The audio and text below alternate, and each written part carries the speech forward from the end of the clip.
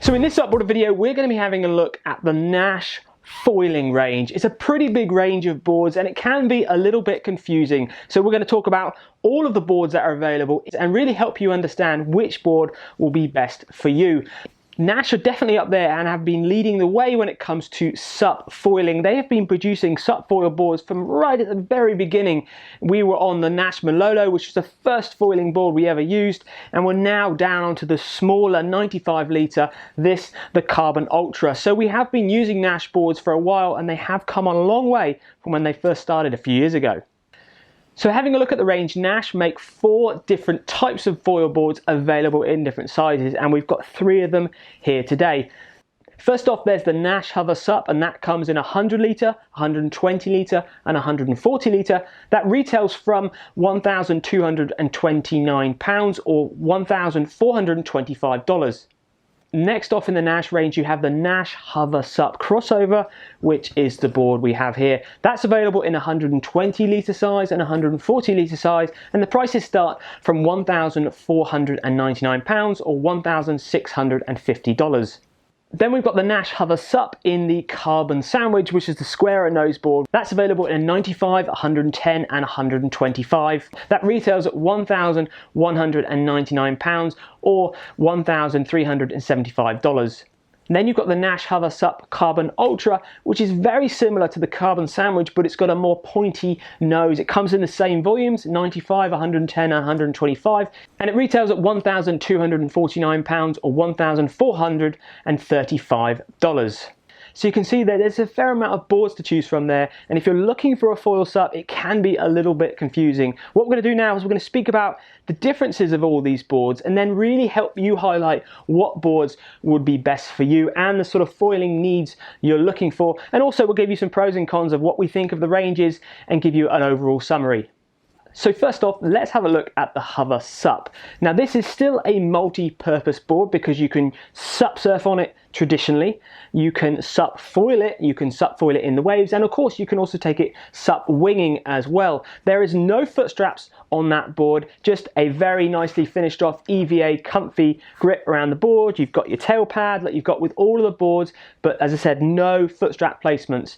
The shape of the Hover SUP range of boards is still very traditionally like the original Nash Raptor, which we tested a few years ago, and we've actually tested the Nash Hover SUP Crossover last year as well. That board is still a really fun board to surf. It's more of a classic stubby nose compact shortboard. It works really well in the slacker, weaker waves. It's a quad fin setup. It's quite a loose, fast board, and we actually find it a lot of fun, and it's very, very responsive. So you've got a modeled on a base good board that's already been surfed, tried and tested for years on years, but obviously Nash adding a 10-inch foil box on the bottom, which is the same foil box that comes with all the other boards in the range, gives you that huge more versatility to be able to take it foiling as well. Because it is relatively short, it's still easy to foil. It picks up waves nice and easy if you're getting into SUP foiling, and if you're still winging, you'll find it nice and stable and easy to get up onto the foil.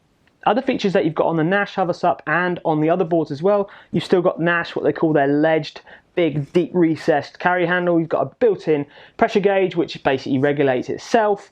But obviously it's a multi-sport board, so you also get this with a quad setup. 4.75-inch glass Nash fins at the front, and you've got 4-inch quad rears at the back there.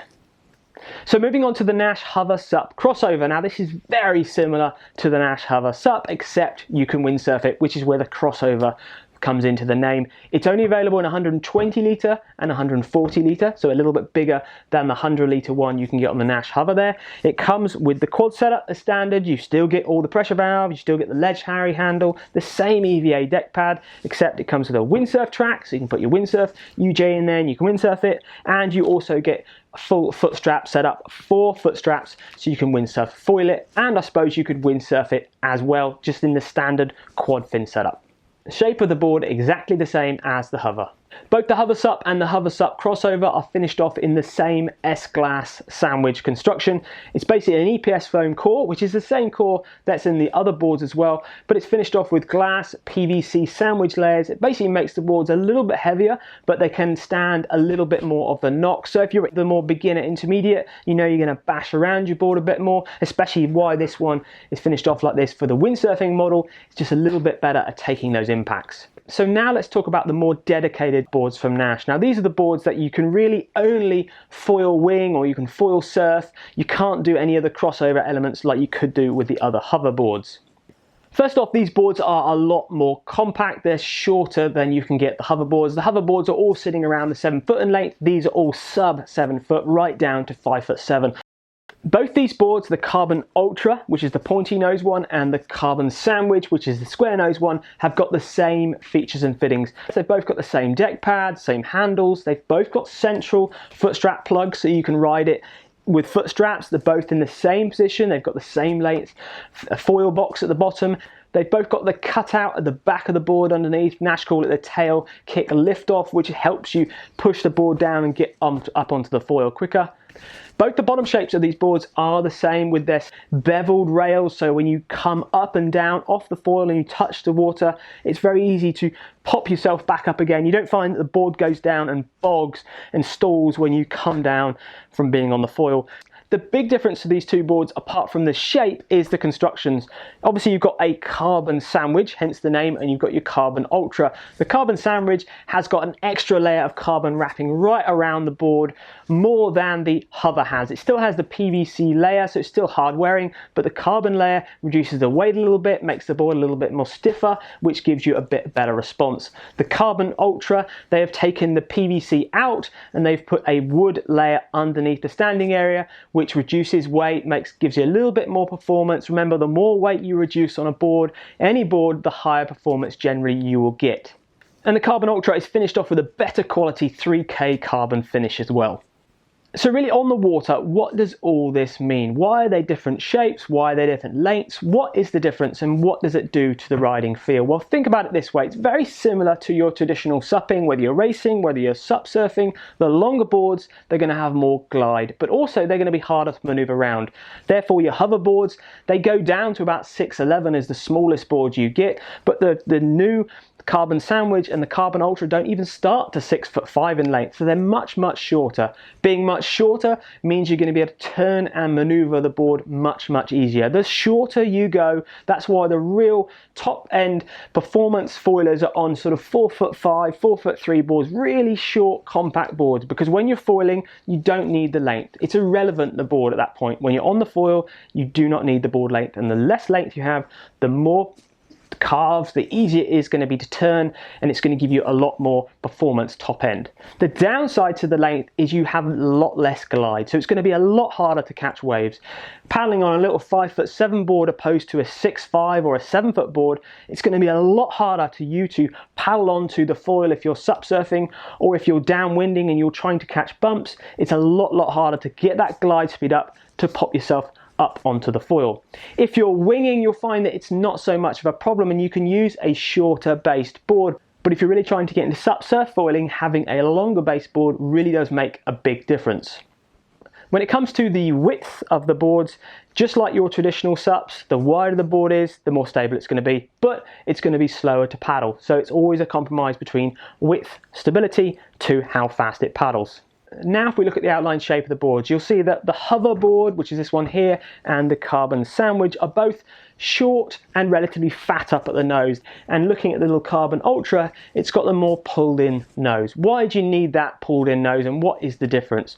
Well, it's just the same as the length. If you're bringing the length down, you're reducing the swing weight and making it more maneuverable. It's the same really with this. The less nose you have, the less weight you have up at the front of the board, the more maneuverable the board can be. You can either bring the weight down by taking the length of the nose off, or you can either bringing the weight down by taking some of the surface area area of the nose off. So by reducing the surface area up at the nose, you're giving yourself a more performance-based board. The downside to that, the big downside, having less of a nose up there when you're rocking from side to side does make the board a lot less stable. That's why they've kept the carbon sandwich much wider up at the nose. It gives you much more stability when you're standing. So if you're comparing maybe a 110 litre Carbon Ultra compared to a 110 litre carbon sandwich, the carbon sandwich is more stable because of that nose shape. When it comes to what board you should buy and what board we recommend you buy, you've got to ask yourself a few questions, and you've got to be honest with yourself as well. Have you been foiling before? Is it something that you're going to start off and this is the board to get you into foiling the first time? Are you going to, or do you want to, get into wing surfing as well with the foil, or are you just focusing on looking at the sort of surf aspect of foiling? Now, obviously, if you're not looking at going windsurfing or windsurf foiling, you're going to cross out the crossover and you've just got to look at the other three: the hover, the carbon sandwich, or the carbon ultra. If you've been surf foiling a while or winging a while and you're pretty handy and you can do it and you're looking for a more responsive board that's going to turn easier, then you're going to be looking towards the carbon ultra range of boards. If you're more of an intermediate paddler, or you've done foiling a few times and you've given winging a go and you're starting to get good flights, then you could be looking more at the carbon sandwich.